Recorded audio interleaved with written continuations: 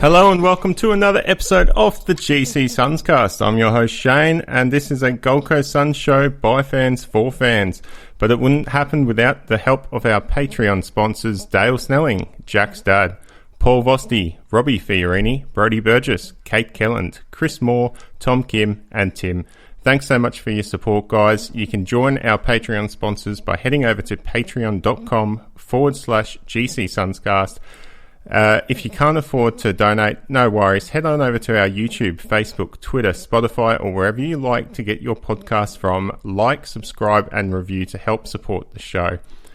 Well, let's get stuck into it. We had a horrific game yesterday. I guess that's the best way you can describe it. It wasn't fantastic.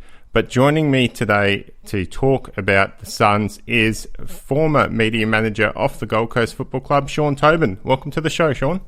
Shane, thank you so much for having me, mate. I appreciate you reaching out and wanting to collab and jump on board and chat all things Suns. When I got your message, mate, it was it was really nice to receive. And I know that you were pretty keen to jump on and do a bit of a show. And mate, always happy to find the time. Yeah, no worries. Thanks for coming on. As I said, former media manager of the football club. You did that for about 6 years shortly after the inception of the club. How was that for you? How the responsibilities and being part of a club that was growing from the ground up? Yeah, so it was a really interesting 6 years, and I loved, certainly all the years that I was lucky enough to be part of the Gold Coast Suns. As you touched on, I was part of the media relations department. So, a lot of my role, as we were just talking off air, was about trying to be a conduit between the media and the players. So my role would be that the media or the external public that were wanting to speak to players, coaches or staff would contact me. I would then work with the player or that said person to facilitate that request, and then we would obviously go about trying to facilitate as many as we could. And look, it wasn't easy because obviously some players receive a lot more requests than others, but we're very lucky in our market to have some amazing local journalists from Tom Boswell, who I know you know very closely and who I obviously do the heat room with, to Michael Whiting from AFL Media, and even Andrew Hamilton, who kind of led the charge for a number of years, who's now with the Brisbane Lions. So, 6 years with the Gold Coast Suns, and was certainly there not too long after the flag was first raised. Yeah, and after that you went solo with the help of one of the former Suns captains, Gary Ablett Jr., to start your own brand media website, Exclusive Insight. So how has that been, starting that with Gary? Yeah, look, it's been a lot of fun. I'm I suppose really lucky in the sense that I'm lucky to be involved with someone like Gary who shares my vision, and obviously there's a lot of trust that we've built over time. And for me, it's always been bigger than business or football. It's always been about the friendship that we share and how can I suppose, help him in his off-field endeavours. And look, to be honest, he's obviously helped me, personally as well with some of the ideas and thoughts that I have as well. So, look, it certainly, was an opportunity that I suppose he and I both shared at the time, that we really wanted to sort of go down this path and, create an athlete newsroom where athletes of any sports, not just the AFL, but NRL and Olympic sports, and soccer players and basketball players could come and share their stories and ideas and views on anything to do, whether it's sport related or social related or personal related. So that's been a lot of fun. And obviously since then we've created a few other projects together, Gary and I. And it's great to obviously still see him playing football, although he is 36 or 37 years old now. I do forget, I know it's mid-30s, but to see him still running around obviously still brings a smile to my face as well. Yeah, he's been an absolute superstar of the game. It'd be hard to imagine yourself 10 years ago thinking that you'd ever go down that path with such a superstar, having such a good relationship with him. Yeah, look, it certainly is something that, at the time we kind of sat down. I remember being, sitting down with him for coffees and obviously outside the club, when we would hang out and we were talking about the vision that we had for Exclusive Insight and some of the other things that we wanted to do. And, you're sitting there going, I just hope this works and I hope we can pull this off because, we were doing so many things that were unknown at the time, but the relationships that we've been able to build together with other athletes outside the AFL and across the AFL has been amazing. So, yeah, certainly, a fantastic opportunity that, I'm certainly grateful for at the time because, obviously, I was enjoying my time at the Gold Coast Suns, but, when the opportunity came up that, Gary and I could maybe start a few ventures together, I certainly, didn't want to let that opportunity go by. And again, it's always been bigger than just business or football for me with Gary and Jazz and Keith, our other colleagues, because there's a friendship at the core of it, and that's really what I'm most proud about. When it comes to, I suppose, the relationships that I share. Well, another strong relationship that you have is with Tom Boswell on the Heat Room podcast. So, a good friend of the show, Tom. You really sort of provide a good yin to his yang on that show. How are you finding it?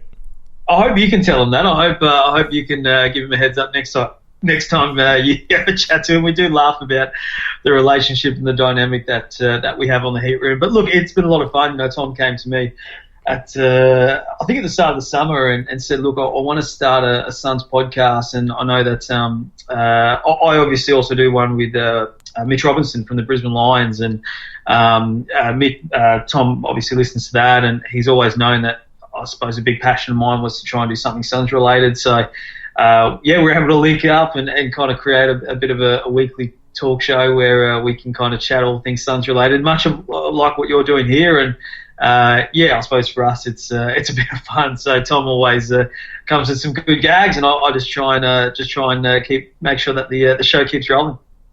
Well, that's fantastic. You took me a bit surprised there with Mitch Robinson, because I didn't know you did that podcast with him. He's an interesting character. Mitch just played his 200th game, but what fascinates me is he's almost like a pro gamer on the side. And being a bit of a gamer myself, I'm just amazed that he finds the time and dedication to not only put so much effort into gaming, but be a professional athlete at the same time. It's remarkable, isn't it? I mean, the guy's a bit of a superhuman. He obviously trains because he trains as an elite athlete during the day, and at night he's streaming games. And you're right, he's a professional gamer. He's actually linked in with one of the Oceania teams, so he's always on Fortnite and always on his computer streaming, as I'm sure you know. And we obviously have the Rip Through It podcast, which Mitch and I do on a weekly basis as well. And on the weekend, he obviously played his 200th game. So it was a bit weird going to Metricon Stadium and not watching the Suns, but rather watching the Brisbane Lions play another team there. So look, it was something that again Mitch wanted to start from the ground up, and I was very humbled that he wanted to do that with myself as well.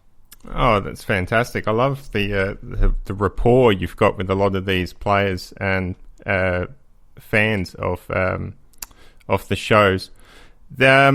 Now, back to when you had your time at the Gold Coast Football Club. What's one of your most memorable moments with the Suns? It's funny. I was actually asked this recently from I think it was Tom. We were chatting about just back in the day when Tommy and I would always sit down and have coffees and try and come up with other projects. And it's really hard to nail one specific moment, only because I suppose we have had so many, despite it being some challenging foundation years, we have had some some really enjoyable times. But I suppose it is really difficult for me to nail one particular moment. I suppose the one thing that I really cherished as part of my role was the relationships that I was able to build with obviously many of the players who I still are in contact with now, and a lot of the coaching staff as well. So that was certainly one aspect of the role that, despite it being a really challenging role, I certainly enjoyed the relationships that I was able to build, and I hope that some of those relationships that I still have today will last long into the future. So despite obviously not being able to get the results on the winners board, we certainly were able to forge some really amazing friendships. Sean, that sounds like a really typical answer. I mean, we had all the time media training these guys for 6 years. I've come up with that. Look. There are moments. I'm just trying to. I mean, we had Tom on the show a few weeks back, and he was talking about the gluten-free donuts being delivered to the press box. Oh, I tell you what, they are the bomb. I tell you what, these gluten-free donuts at Metricon Stadium roll out are really impressive. So yeah, that's certainly up there. Look, I do want to say there is one event that the Gold Coast Suns do every year that I think is absolutely incredible, and Sean, I'm sure you're aware of this, is the White Christmas event that they do at Movie World for their charity partners. And every time you go to that event, you do get reminded why you're involved with the football club and the impact that the football club can obviously have. So yeah, look, that was certainly an event that I really look forward to every year. But yeah, look, I spend all those years training all these players and coaching staffs, and I come up with that. So I'm sorry. Maybe ask me at the end of the time that we have, and I might have to come up with a better answer for you. Maybe we'll try and get you on the show again in the future, and you can have a better answer for us then, maybe. But what's your favourite win for the Suns? Favourite win. Favourite win. Favourite win that I've been involved with, or favourite win that I've seen. Any one that you've seen involving the Suns. Yeah. Yeah, look, it was. It's probably going to sound a bit funny, but the game where Gary actually went down for his shoulder injury, we actually still won that game. I don't know whether you remembered, but yep. On the bench, I'm pretty sure we had Jared Harbrow, Gary, Trent McKenzie, I think was hurt, and Charlie Dixon, I think, was off as well. So I don't think we had any rotations, and I think it was actually against Collingwood, who were obviously a really strong football club in the game, and to come out with that win, albeit it really was, it defined the history of the club, really, when you think about it, given the fact that the club was destined to play finals that year, and Gary missed out on the Brownlow medal because he missed those last 7 games. So that win in particular, I've always thought was really memorable, just given the fight and the character. But obviously the first win was obviously one that I think a lot of Suns fans will always remember, and I'll never forget the goal that Carmichael kicked in Cairns against Richmond. I find myself watching that final play, time and time again, because the chain of events that led to that goal was just so incredible that I don't think we've seen too many times. So certainly the win against Richmond and Cairns will always go down as one of the club's greatest wins. Yeah, that was such a story tale event for Carmichael Hunt, the rugby league convert, who had his critics and his doubters just pop up and kick the winning goal after the siren for the Suns. That was a fantastic story. Yeah, absolutely. And I think, like Shane, think of how many AFL players, so not AFL players, think of how many junior footy players you would have seen growing up playing against that. You always thought, geez, they're gonna be 200 game players that never made it to the AFL, purely because of injuries or the fact that maybe they weren't able to reach those heights. And you had someone like Carmichael Hunt that ended up playing 40-odd games and earned a contract extension, in the game. So I've always said that's one of the greatest achievements as an athlete to see what he was able to achieve in our game. Yeah, definitely. Now, assuming Gary Ablett's your favourite Suns player, who's your second favourite Suns player? So look, it is difficult not to go past Gary, and I was talking to someone who was also involved with the football club recently, and I think even Tom actually said it on the podcast last week that you probably took for granted the years that you watched Gary at the peak of his powers at the Gold Coast, because we haven't seen him play or do what he has that he was doing then in recent years. So yeah, look, certainly he would obviously be the favourite player that I've loved to watch over the years. A lot of Suns fans will hate me saying this, but I just thought some of the things that Jack Martin did on a football field, he made footy fun, and watching him play at the Gold Coast Suns. So I've always admired the moments that he was able to create for himself at the Suns. But I think outside of Gary, Jared Harbrow would have to be my favourite Suns player, because I just think he embodies that football club, and he's, in my eyes, the heart and soul of the football club, has been for a number of years. I don't think there's been a voice outside Gary and Michael Riscatelli that's carried more weight in the locker room. And I just think for what he's done and for what he's achieved, I think we'll look back and really smile every time we watch Jared Harbrow highlights. Yeah, I agree with you on that. Like he was one of the first players announced to join the Suns as part of these concessions that we got all the way back in 2010.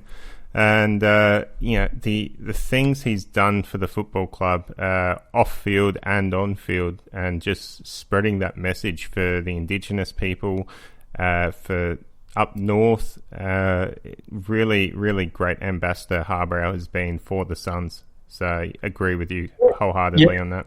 Absolutely. I just think, again, like, and he's been, you touched on it there, Shane, he's been an absolute ambassador for the football club as part of their off-field programs, and particularly in the Indigenous space. And yeah, I really want to see him achieve team success because, he's been so fun to watch for such a long period of time. And if I had my way, I'd make him sign a 10-year contract extension today and get to watch him for the next 10 years because, he's a special talent.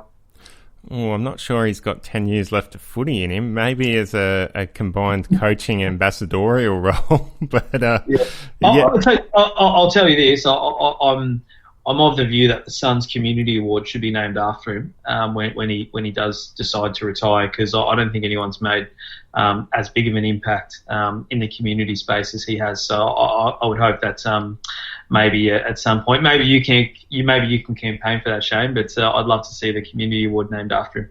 Yeah, I agree with you on that. I think we're getting to a stage in the Suns' history where we will have to start naming awards after the players, because we've been in here for 10 years now. So, yeah, Community Award for Harbrow. Who do you think, would you have any names that you would be thinking of in terms of maybe who certain awards should be named after? I'm not familiar with all of them. They seem to have new ones every year, but straight up best and fairest. Originally, a few years ago, I think we were all thinking Gary Ablett. And I guess at this stage, once Gary Ablett retires, I think we can bring up the possibility of naming the best and fairest after Gary Ablett. But I think the leading candidate should be someone like David Swallow. I think once Swallow retires is when we look at renaming our best and fairest after him. Best first year player, well, that's kind of a hard one. I don't think you can really name that. That's a difficult one, isn't it? I mean, maybe Matt Rowell in 15, 20 years' time. It's a really interesting one. I'm obviously going to be biased when I say that I believe the club championship should be named after Gary. To be honest, I think it's a no-brainer. But it's also because I think of the contribution he's made to the football club over a long period of time. I mean, you have to really go back to when the club was founded. And I think we're all guilty at times that we have short memories. And I think when you look at the contribution that Gary's made to the football club, I think I think that will kind of take care of itself. But to be honest, there is. I'm kind of with you with David Swallow, but I'm really of the belief that the Players Player Award should be named after David when he decides, hopefully in 10 years' time that he's ready to walk away from the game. Only because he could win the award every year. That's how much he's revered amongst the locker room. So they have a Players Player Award every year, and I certainly think that that would just be the perfect award for him to be named after. Yeah, I don't think there'd be too many players left. If we're looking back at the history of the club, Gary Ablett, Jared Harbrow, David Swallow, and maybe Sam Day are the ones that you could look at. Because they're really the only ones left from the old crew, even though Gary Ablett's moved on back to Geelong. But what do you think about Sam Day? Yeah, I just don't know where it would probably fit in terms of I suppose just the awards I know they have. From most professional to again, like it is a very difficult one, isn't it? Like I'm very big that the Community Award should be named after Jared Harbrow.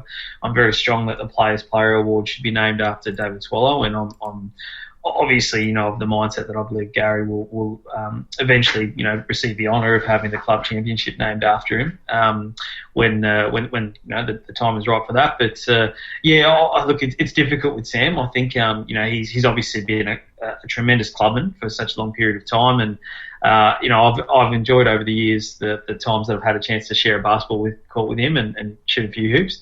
I think regardless, Sam's legacy will be to cement it in some capacity. Okay.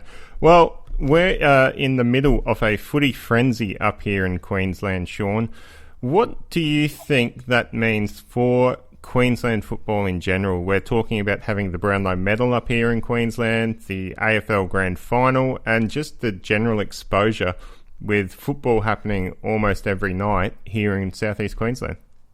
Yeah, there's a saying in crisis communications, which you hear all the time, is never waste a crisis. And if the game had to be relocated anywhere, it's amazing how we've landed, with 12 of the teams being on the Gold Coast and seeing what that could do for Queensland footy in general. We're having games played at the Gabba, we're having games played at Metricon Stadium, and TV ratings in Queensland in particular are absolutely flying in comparison to some of the other sporting codes. So, look, it's an opportunity where I hope that we don't waste it. Again, it's difficult to capitalise when we're restricted with crowd capacity and obviously the restrictions around what open training sessions are looking like, given the fact that we can't have any, even though teams are in Queensland and players are having to still abide by return to play protocols. So.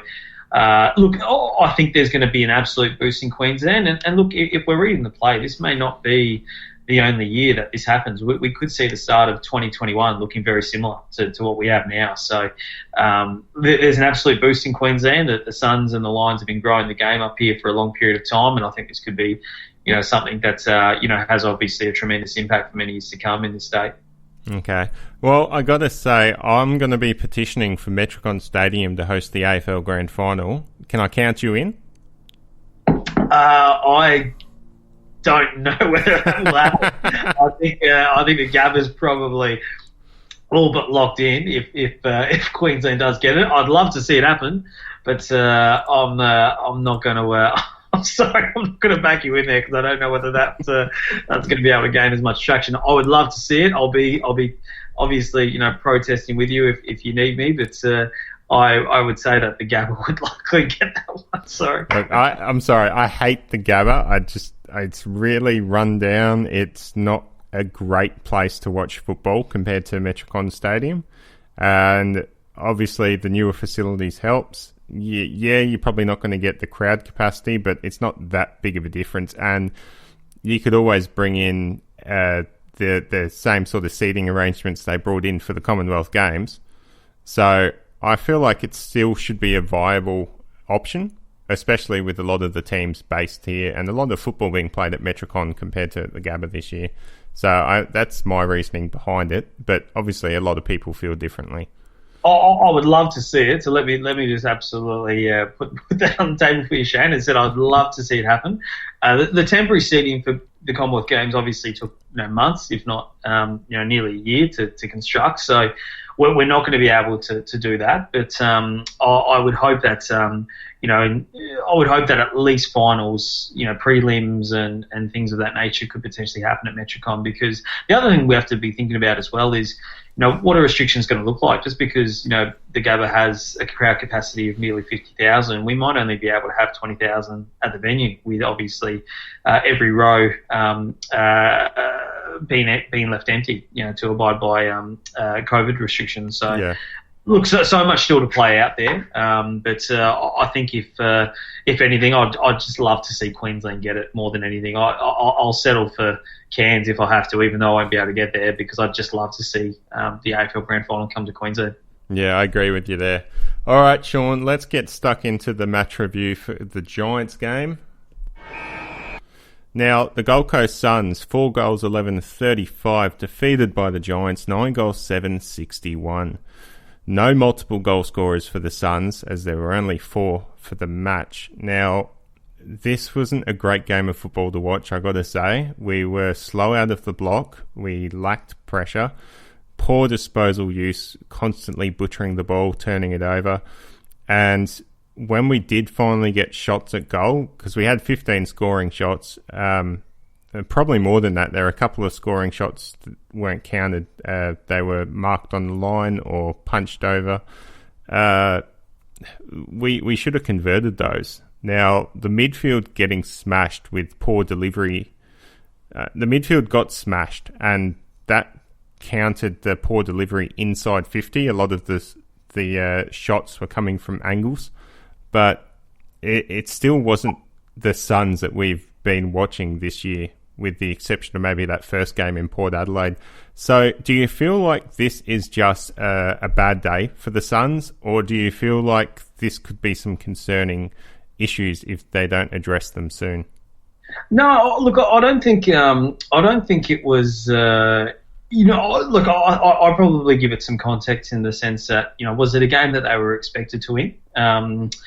Probably not. It wasn't a great game of football to watch, I dare say, given the type and style of football that we've seen from the Gold Coast Suns. But I also think GWS did a really good job of not allowing Suns to play the brand of football that we've all come to enjoy this year, the type of football that saw them awarded a Thursday night game. So look, it was a difficult game to watch. I wouldn't read too much into it. I'm probably more in the camp of looking at the wins that they have this year, and I suppose trying to compare it against, I suppose, where those teams are positioned on the ladder. I'm sure you've done your homework as well, but I look at some of the wins outside West Coast that the Suns have enjoyed this year, and just kind of hope that they're able to maybe just pick a few more scalps this year, because obviously, we know where Adelaide are placed on the ladder position. We know where Sydney are as well, and obviously Fremantle. So I'm probably more looking at where do they fit right now on the ladder positioning, but that they can certainly make a run. We've seen the type of football that they play this year is more than capable of seeing the team play deep into September, and I hope that that's the ambition that a lot of members, fans, and supporters still share, because it has been a long time, and I think it's healthy for the supporter base to want and to really demand finals football, because I know that would be the expectation internally, because the guys are playing a brand of football that we know can compete in September. I always look at the AFL player ratings. So obviously the AFL brings out their own champion data stats, but I think on the weekend that the two that didn't surprise me, that I thought played a pretty solid game, was Sam Collins. So I know that you've noted in your match review notes that you kind of felt like he really had an impact, but I did think that Lachie Weller also had a really good game as well. This is ridiculous! Yeah, this is I agree with you to an extent there. I feel like this was just a bad game for the Suns, because you look at our midfield with Witts, Greenwood. Bad game as in they should have really won that, or bad game as in it was a bad performance. They should have. I mean, looking at the scoreline, there was nothing stopping them from it being a bit closer with kicking efficiency.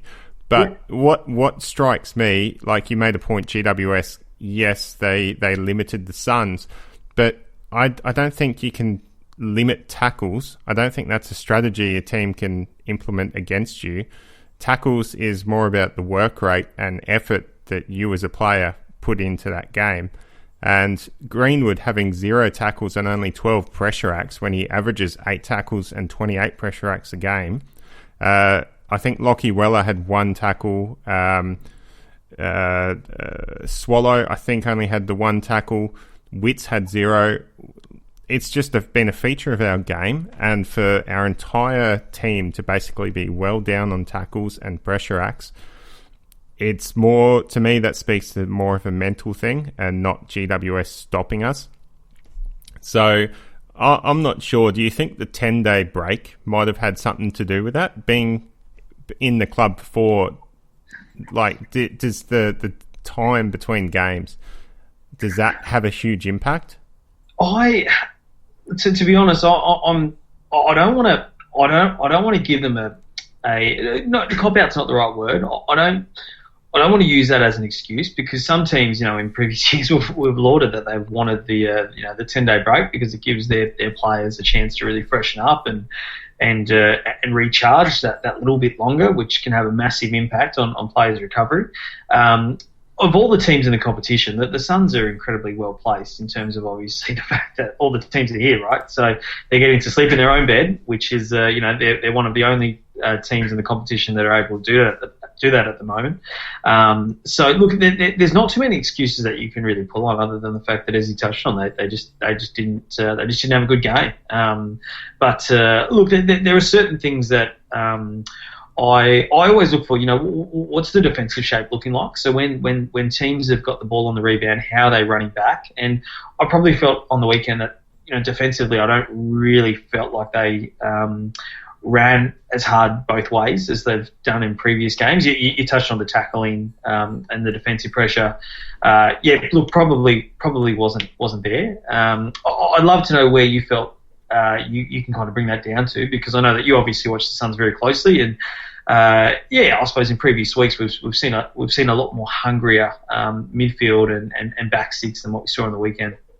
Yeah, I don't know why players have down games when it comes to tackles and pressure acts. I mean, that's basic stuff. It's 1%ers.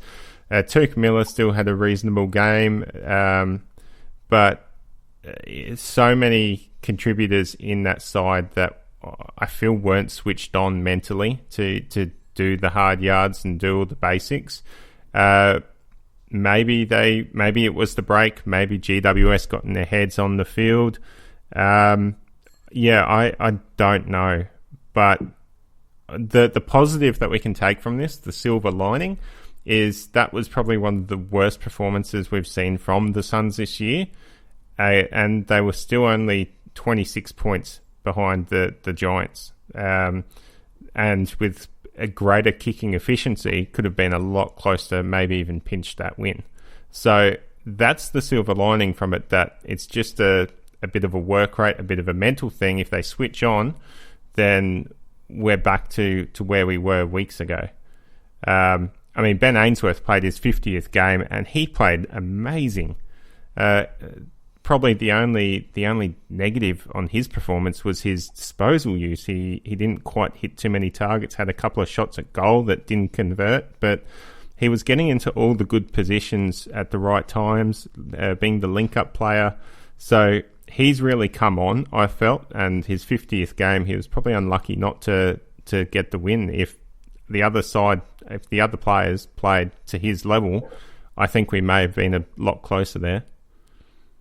Yeah, absolutely. I kind of looked at how Ben moved on the weekend, and you're right. I thought he moved really well, and he had a couple of shots at goal, one of which he really probably should have converted. But he's looking dangerous around goals, and he's moving up the ground a lot more than we've seen in recent weeks. He's really playing as that high half forward. I mean, the number of times I saw him kind of push into the stoppages when it was in Geelong's forward of centre.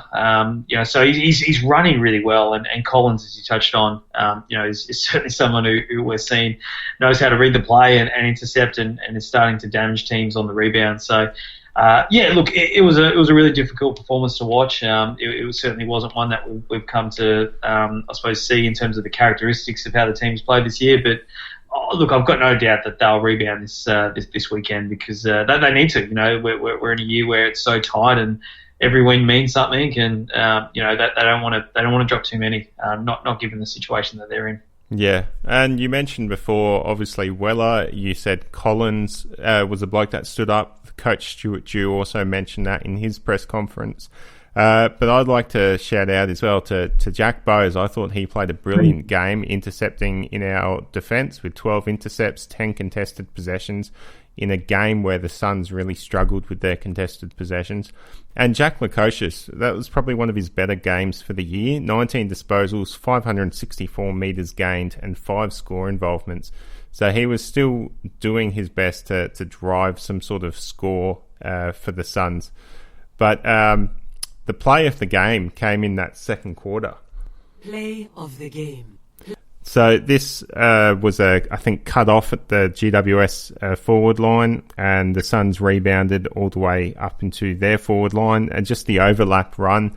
It got to a stage where Sexton was running onto a ball. A GWS player came off King to try and interfere, and Sexton was smart enough to just tap the ball under over the King, who could just pick it up and run straight into goal. So it was a great performance from Sexton to see that option, and just the deft little touch there got the goal there for King. Yeah, you're not wrong. It was definitely a strong play, and he's kind of hoping that at that stage of the game, the momentum hopefully might have been able to build, but it wasn't to be. But again, still really good signs that we hope the team can build on in the weeks to come. And the other highlight came with about 30 seconds left to go in that game. This is incredible! Ben King, running back with the flight of the ball, very courageous, took a brilliant mark when the game was done and dusted. And he's been rewarded with the Mark of the Year nomination. That was one of the more courageous marks you've ever seen, right, Sean? I reckon it'll be the first of many that we see, Shane. I reckon he's got a few more in his bag that he might even bring out this year. So, well deserved, and it was probably only a matter of time, wasn't it? Yeah, he struggled, King. The opposition seemed to have worked out how to limit his run, and I don't think the midfield's helping him as far as getting a nice supply. But that was certainly one of the highlights, that hopefully King continues to display that courage. Moving on to some news, Graham, Fiorini, Sharp, Flanders and Smith were loaned out to other clubs for a practice match on Friday in a smart move by the club to give those players up to 6 days rest before the potential game against the Saints. So in the reserves news, Murtagh kicked 4 goals, Corbett 3 goals from 5 scoring shots, Farah 3 goals, and Roses Jr. 2 goals. So we've got some goal scorers sitting in the reserves, but it depends on what sort of changes we'll be making for that Saints game coming up this Thursday night. Are there any that stand out to you as players that we need to get into that side? Look, I've always been of the view that Fiorini is in our best 22. So look, I know it's difficult at the moment to kind of see him sort of, I suppose, be on the outer. I reckon he's going to get a chance very soon, especially just given where we are in the course of the season.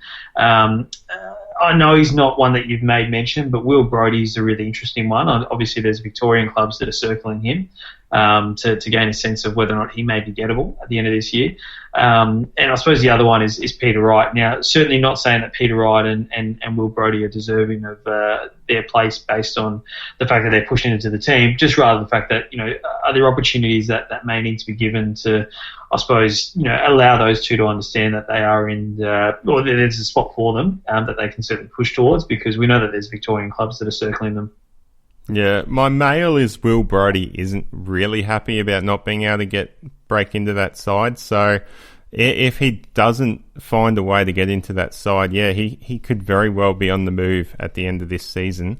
What would you do, Shane? What would you do? What if you were in Will Brodie's position? What would you look to do?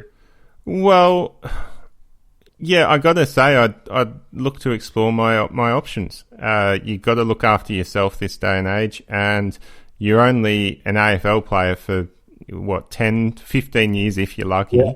Yeah. So you've got to maximise your financial income in that space of time. So you can't blame Will, but then again, what's the financial difference between what he's getting paid to be here on the Gold Coast and going somewhere else? And so I'm not sure how that breaks down with the match payments and then the base salary. I know it can get a little complicated, but for me, I'd be looking at it from a purely financial point of view. But obviously, Will would like to be out there playing football with his mates, having fun. So if he's not having fun... Sorry? Oh yeah, it's going to be an interesting one to watch as the season unfolds, because you're right. Look, I don't think anyone's going to begrudge him for looking for senior opportunities elsewhere if he's just not able to crack into the side. But just to go back to your earlier point, I think Fiorini is certainly one that I think I'm hoping that once he gets his chance again, that he really seizes it, because I think he's in our best 22. Yeah, I agree. I think Brodie's behind Fiorini. And if Fiorini can't even get a game, Brodie's got an uphill battle to get in there. I think Witts looks pretty sore, and I wouldn't be surprised if we rest him for this game against St Kilda being midweek and give Zach Smith a go. He was one of the club players that was lined out to have that extra couple of days rest. The other one I am interested in, it looks like McPherson will go out for Lemons. Lemons would have been into this game, just gone, if it wasn't for the fact his partner went into labour. So we've got a baby Lemons arrived, so congratulations to Sean for the birth of his daughter. But I think Lemons will come straight into that side as well and give a nice refresh to our hunting pressure and tackles in that forward half for the game. Yeah, absolutely. I think certainly there's some depth that we're starting to see, which is, of course, we've always spoken about. We've been crying out for depth to see, when can we start to have a list that really challenges each other. So it's a good problem to have, and there'd be some headaches in match committee as well, which is going to be really interesting. I agree. I think Witts probably does maybe get a spell on the sidelines, and maybe Smitty can come in and have a real impact and show that he's ready for that opportunity as well. Yeah, I feel like we need to start having changes. I've been a big fan of, for the last couple of years, of wanting the club to have consistent changes to their side. I understand that they want continuity with the playing group, getting used to playing with each other, but we're still a young side, and I feel like good man management requires that we constantly rotate through some of our players, not only so they get a constant taste of AFL football to give them that hunger to keep striving, but just managing their workload and their bodies. And I feel like we saw on the weekend that they were a bit tired, that they were a bit down, and they couldn't really pull themselves out of that hole that they were in. I feel like if we had kept rotating players, we may not have been in that situation. But it's interesting because Stuart Dew and the selection committee hasn't really been one to make wholesale changes like you would expect with such a young side.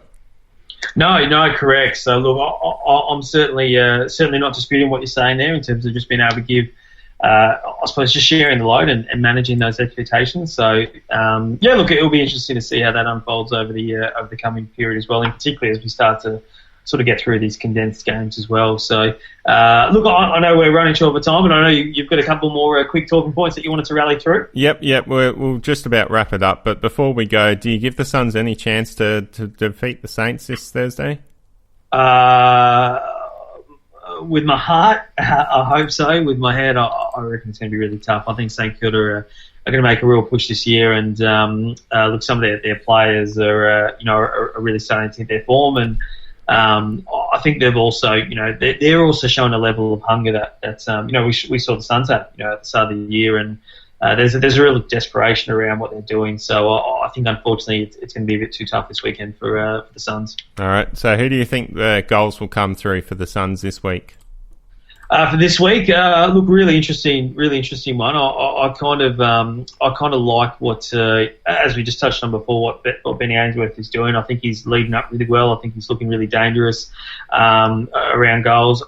I think Sexton's due for a really strong game, just given the fact that he too his work rate's been really strong. So sort of seeing where those two potentially fit into the equation. Isaac Rankin, I'm not putting too much pressure on him. I know everyone's saying, Isaac Rankin's going to come out and kick 5 this weekend, but I just think let him ease into to his sort of first year in the competition, and hopefully, the maturity that he's going to be able to show, towards the back end of the year will be a result of the confidence that he's able to build through these coming games. So, look, I think the smalls will be where it's, really going to come from this weekend. All right, well, that does us for this week. Thank you for joining me, Sean. And look forward to listening to you on the Heat Room in the coming days.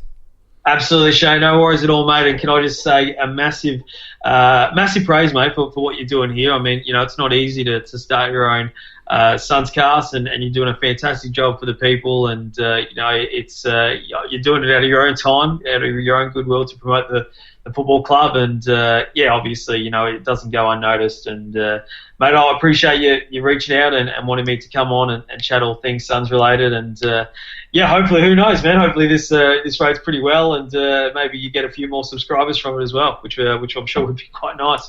Fingers crossed. Anyway, thanks, Sean. Have a go, Suns. Awesome, mate. You too. Take care.